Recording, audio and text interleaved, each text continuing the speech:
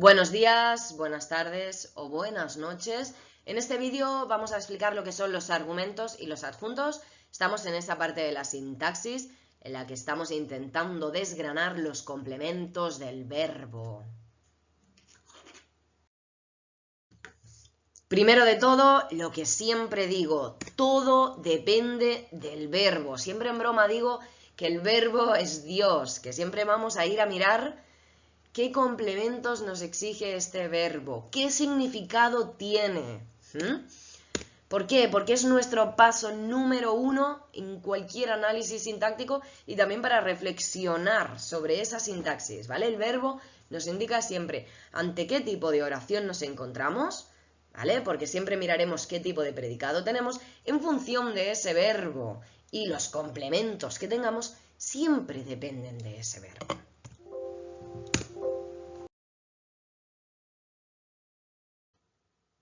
Tenemos dos tipos de complementos. Tenemos, por un lado, los argumentos y por otro lado, los adjuntos. Pensemos en que cuando hablamos de argumentos estamos hablando de algo que es esencial, en general, de algo que es esencial, ¿vale? Que es imprescindible. Y cuando hablamos de adjuntos estamos hablando de algo que es añadido, por tanto, prescindible. Vamos primero con los argumentos. Entonces, cuando hablamos de argumentos, estamos hablando de aquellos complementos que son exigidos por el significado del verbo. Esto quiere decir que tengo un verbo cuyo significado me exige la aparición de distintos argumentos. Por otra parte, y precisamente por esto, no se pueden eliminar sin que la secuencia resulte agramatical. Cuando hablamos de esto, estamos refiriéndonos a la gramaticalidad. Sería lo mismo que en una operación matemática, si tengo una calculadora, es exactamente lo mismo, hago una operación matemática que no es correcta, el resultado que me da es syntax error. Pues esto es exactamente lo mismo. Si yo tengo un predicado con un verbo que me exige ciertos complementos y elimino algunos de esos complementos, que son argumentos, el resultado es un error sintáctico, syntax error, agramatical, ¿vale? Entonces, la estructura argumental, y este es un concepto importante, sería el conjunto ordenado de los argumentos que un predicado exige según su significado, ¿vale? Esto es lo que denominamos estructura argumental. Vamos a verlo con un ejemplo que es mucho más sencillo con ejemplos. En una oración del tipo Juanito me regaló una tableta, yo tengo el verbo regalar. Y este verbo regalar me requiere 3 argumentos, que son imprescindibles. Un agente, que en este caso es Juanito, cuya función sintáctica es la de sujeto. Luego tengo el tema, que sería una tableta, que es aquello que he regalado. Y luego siempre hay un destinatario, que es aquel a quien se le regala el regalo, por un sujeto que regala ese regalo. ¿Qué quiere decir esto? Que la estructura argumental del verbo regalar está formada por estos 3 argumentos. Como hemos dicho antes, no puedo eliminarlos. Si yo digo, por ejemplo, Juanito me regaló, he leído una tableta, syntax error, ¿vale? No es correcto, no es posible, ¿vale? No es correcto gramaticalmente. Si, por el contrario, elimino el me, es decir, el destinatario, tampoco es correcto. ¿Por qué? Porque el verbo regalar siempre exige esta transferencia de algo que es regalado de un sujeto a un destinatario. ¿Qué más? Otro ejemplo, y este es importante, tendríamos me gustan las patatas. Este es mi ejemplo favorito. El verbo es gustar, ¿vale? Y el verbo gustar siempre requiere 2 argumentos. El primero es un experimentante o un experimentador del gusto, que experimenta este gusto, que en este caso estaría realizado por este me, que en general siempre desempeña la función de complemento indirecto, ojo, no confundir el experimentante con el sujeto, ¿vale? Porque el sujeto es una función sintáctica y el experimentante es una función semántica. Ahora lo veremos, Pero fijémonos que el verbo gustar siempre requiere 2 argumentos. Este experimentante del gusto y luego el tema, que es aquello que es gustado, ¿no? Las patatas. Lo tenemos por aquí. Y que desempeña, curiosamente, la función sintáctica de sujeto. Hemos dicho que un verbo requiere varios argumentos, ¿vale? Es decir, tiene una estructura argumental, ¿vale? Y el predicado, o el verbo, asigna a cada uno de estos argumentos una función semántica, que no sintáctica. A estas funciones semánticas las denominamos papeles temáticos. Tenemos de muchos tipos, tenemos el agente, como hemos visto, el tema, el destinatario, el experimentante, etcétera, etcétera, etcétera. Pero es importante distinguir entre papeles temáticos y funciones sintácticas. Porque, por ejemplo, en el caso del verbo gustar, ¿sí?, yo tengo un complemento indirecto, eso es sintáctico, pero luego, semánticamente, es un experimentante del gusto. Y por el contrario, tengo un sujeto, función sintáctica, que son las patatas, ¿vale? Y como papel temático es tema. Esto de una forma extra, ¿vale? El número de argumentos que tiene un predicado se denomina valencia. Por ejemplo, el verbo regalar, diríamos que es un verbo de valencia 3, formado por agente, tema y destinatario. El verbo gustar es un verbo de valencia 2. No tenemos aquí el ejemplo, pero el verbo brillar, el sol brilla. Es un verbo de valencia 1. Solo nos exige un argumento que sería el sujeto, ¿no? Aquello que brilla.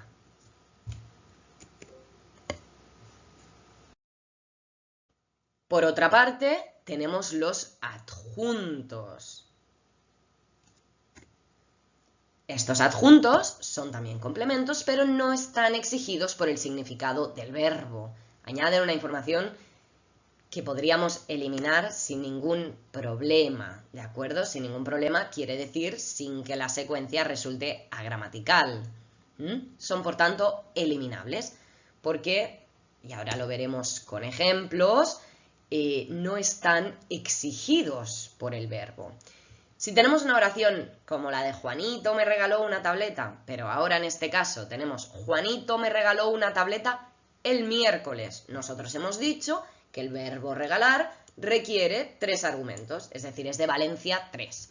Un agente, cuya función sintáctica es sujeto, un tema, cuya función sintáctica es un complemento directo, y un destinatario, por aquí, cuya función sintáctica es complemento indirecto.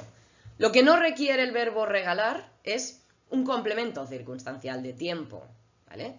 Como sería el miércoles. No tiene importancia si fue el miércoles o no.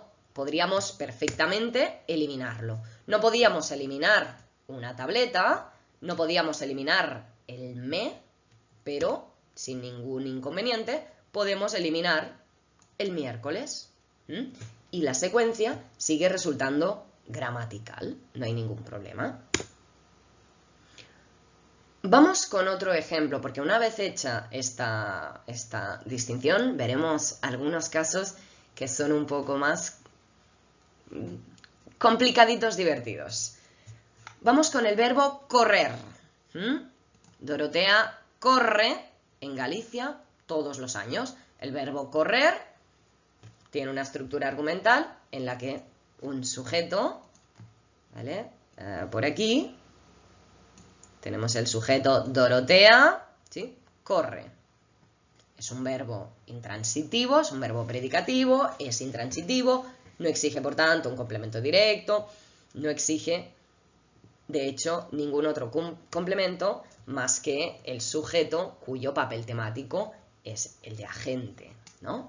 Entonces, todo esto que viene detrás o a la derecha, que es en Galicia, complemento circunstancial de lugar, todos los años, complemento circunstancial de tiempo, son complementos que yo bien podría eliminar. Dorotea corre y no tendríamos ningún problema. La secuencia sigue resultando gramatical.